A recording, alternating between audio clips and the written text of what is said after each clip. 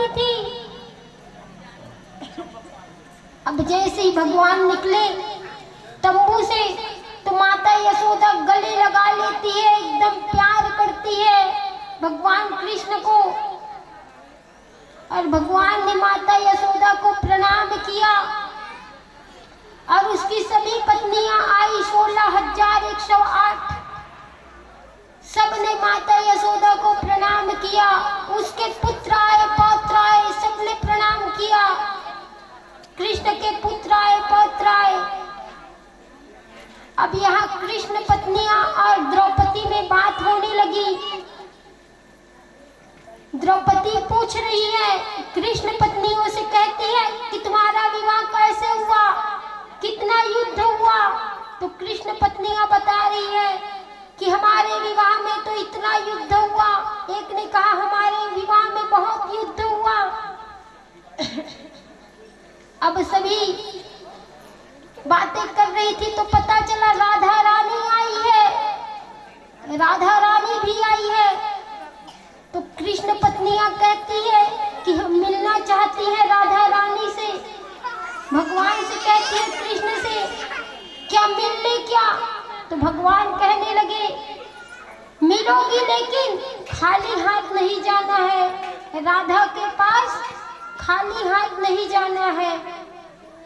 तो सोने के लोटे में दूध लेके गई सभी पत्नियां। सोने के लोटे में जैसे ही दूध लेके गई तो 7 ड्योढ़ी को पार करके जाना होता है राधा रानी के पास। तो जैसे ही जाने लगी कृष्ण पत्नियां पहले ड्योढ़ी में देखा, आहा कितना सुंदर है राधा रानी का रूप।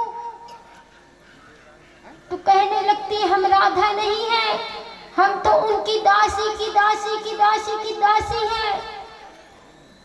अब दूसरा ड्योढ़ी में गई तो वहां देख के कहने लगी कितना सुंदर रूप है, तो हम भी राधा नहीं है, हम भी उसकी दासी हैं।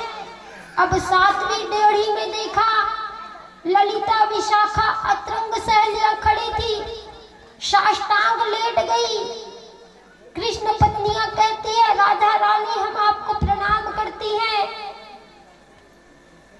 तो कहने लगी नहीं, हम तो ललिता विशाखा हैं, राधा की सखी हैं, उसकी दासी हैं।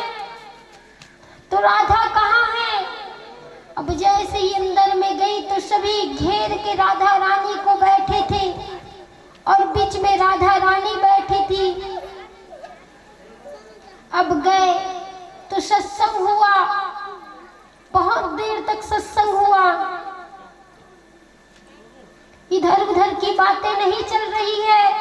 राधा पूछती है, कहती है कि कृष्ण की भक्ति करते हो ना, कृष्ण का भजन करते हो ना, वही पूछ रही है। तो सभी कहती है आपका आशीर्वाद मिल जाए ना तो हम करने लग जाएंगी। अब जैसे ही कहा तो हम आपके लिए दूध लेके आए हैं। तो राधा रानी कहती है जब से मुझे कृष्ण छोड़ के गए हैं ना, तब से मैं दूध पीना तो दूर, मैंने तो दूध का स्पर्श ही नहीं किया है, छुआ ही नहीं है दूध को। जब से मेरे कृष्ण मुझे छोड़ के गए हैं तो मैं पी नहीं सकती, मैंने तो स्पर्श भी नहीं किया, पीना बहुत दूर की बात है। तो एक के मुंह से निकल गया कि कृष्ण ने ही तो भेजा है तुम्हारे लिए दूध। अब राधा सोच में पड़ गई, कृष्ण ने भेजा है। तो एक सांस में गटक गई, गरम गरम दूध था, एकदम गरम खौलता हुआ, एक सांस में गटक गई। अब जैसे ही अपने पति के पास आई, कृष्ण के पास, तो देखते हैं उसके पैरों में एकदम छाले पड़ गए थे भगवान कृष्ण के। तो सभी पत्नियां पूछने लगी कहाँ गए थे आप? तो कहीं नहीं।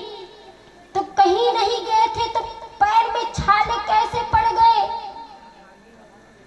तो कहने लगती है कैसे पैर में छाले पड़ गए तो भगवान ने कहा तुमने अभी राधा को क्या पिलाया है?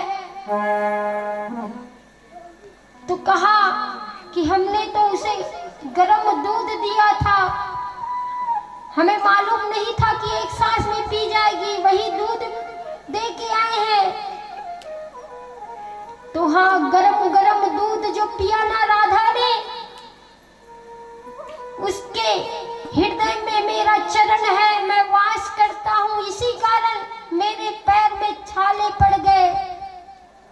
राधा और कृष्ण कोई अलग नहीं है, राधा कृष्ण एक है, राधा और कृष्ण दोनों एक है।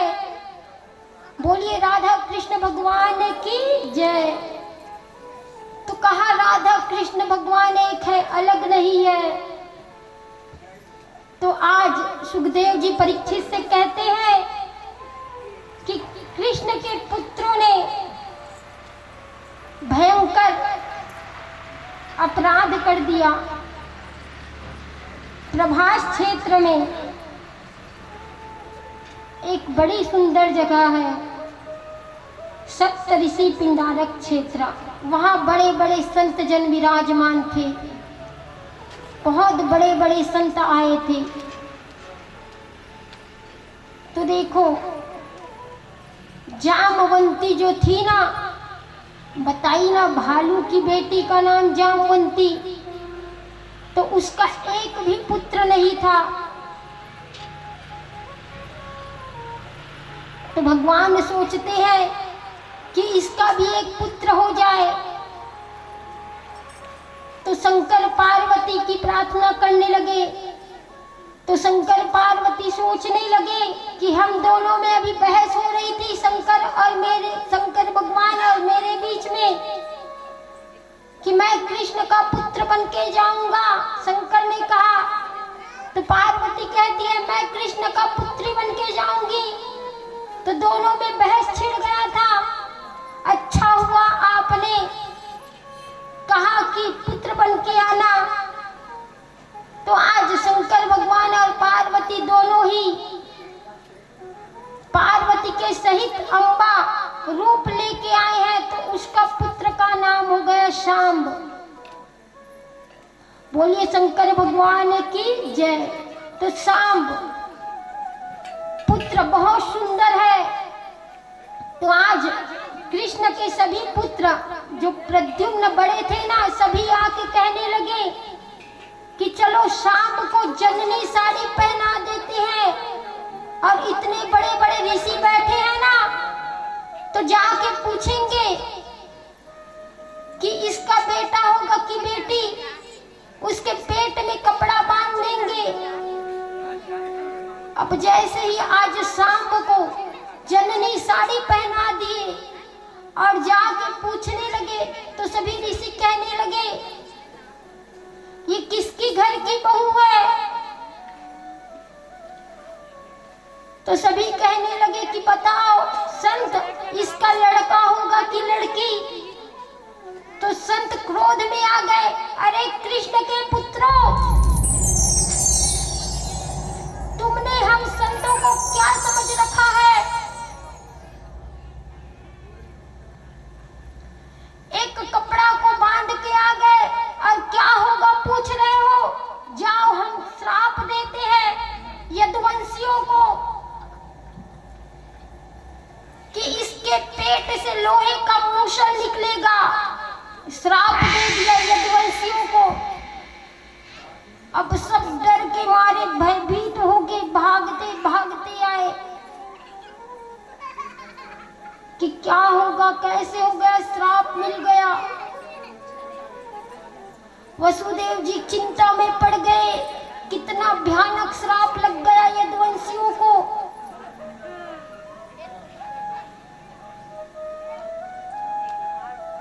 तो उस लोहे के मूसल को पीस के समुद्र में डाल दिया था। फिर भी वसुदेव जी सोच रहे हैं कितना बड़ा श्राप लग गया। नारद जी आए, कहने लगे क्या बात है, इतने उदास क्यों हो? तो वसुदेव जी कहते हैं कि मैं अपने आप को धन्य समझता हूँ कि मैं कृष्ण और बलराम का पिता बना और मथुरा और द्वारिकापुरी का राजा बना। तीसरा सौभाग्य ये है कि संतों का सदा मुझे आशीर्वाद मिला, आगमन होता रहा। लेकिन श्राप लगा है, दुविधा में पड़ी है। तो नारद जी कहते हैं, सुखदेव जी बता रहे हैं परीक्षित को, नारद जी इधर कह रहे हैं कि देखो, जब द्रौपदी का चीलहरण हो रहा था ना, द्रौपदी का जब चीलहरण हो रहा था, उस समय द्रौपदी को भगवान सोच रहे कि अब मुझे पुकारेगी द्रौपदी। लेकिन वो द्रौपदी क्या सोचती है कि मेरे 5 पति है पांडव, इसके रहते भला मुझे किसी बात की चिंता नहीं। लेकिन वो 5 पांडव तो जुए में हार गए थे, तो वो क्या जाते बचाने। अभी भी नहीं पुकारी द्रौपदी। उसके बाद भगवान सोचते हैं कि अब पुकारेगी द्रौपदी मुझे।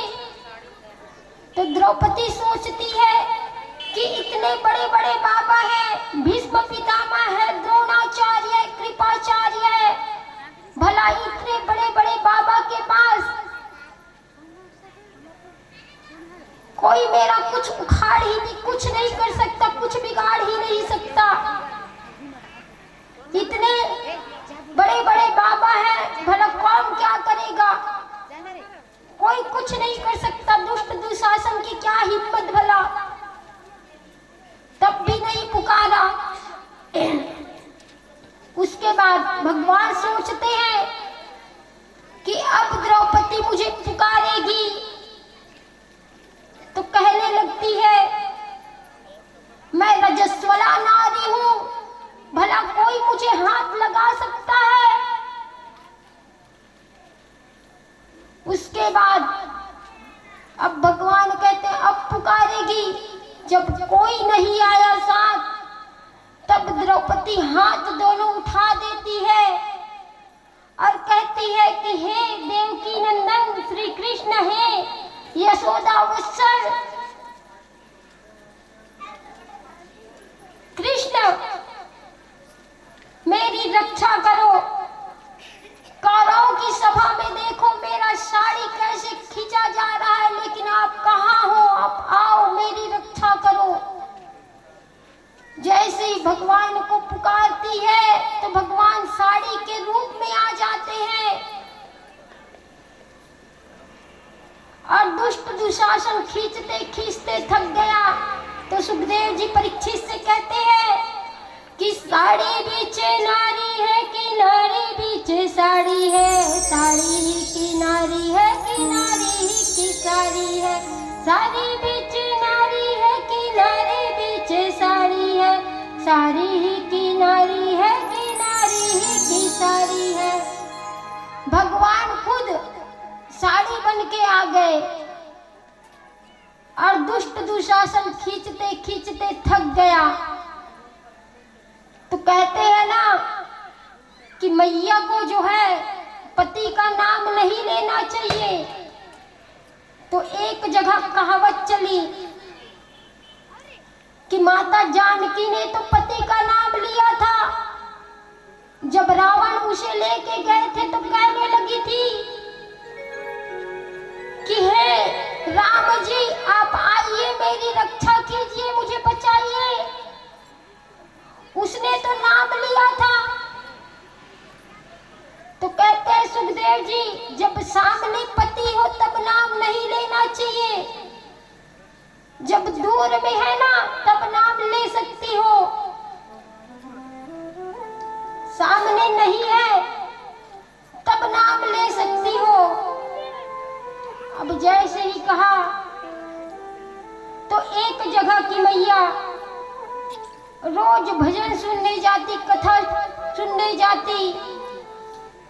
अब कथा चल रही है तो जो कीर्तन करते हैं ना, रोज वही गीत गाते थे, रोज रोज खाली वही गीत गाते। देवकी नंदन तब शरणम,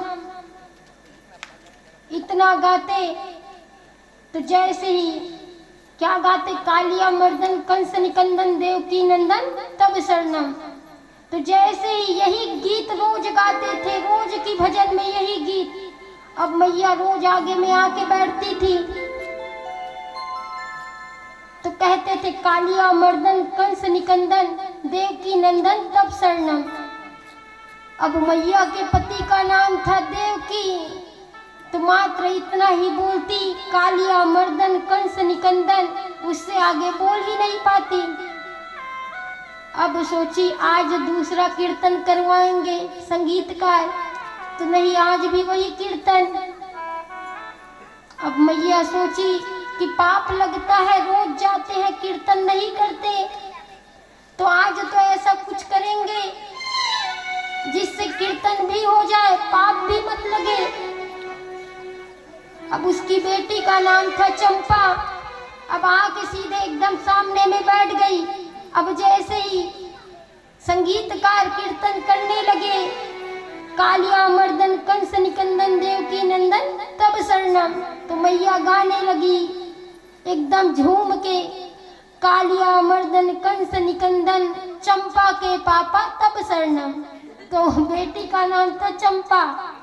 कीर्तन भी पूरा हो गया, लय भी नहीं बिगड़ा, भगवान क्षमा भी कर देते हैं। बोलिए बांके बिहारी लाल की, सच्चिदानंद भगवान की, राधे राधे।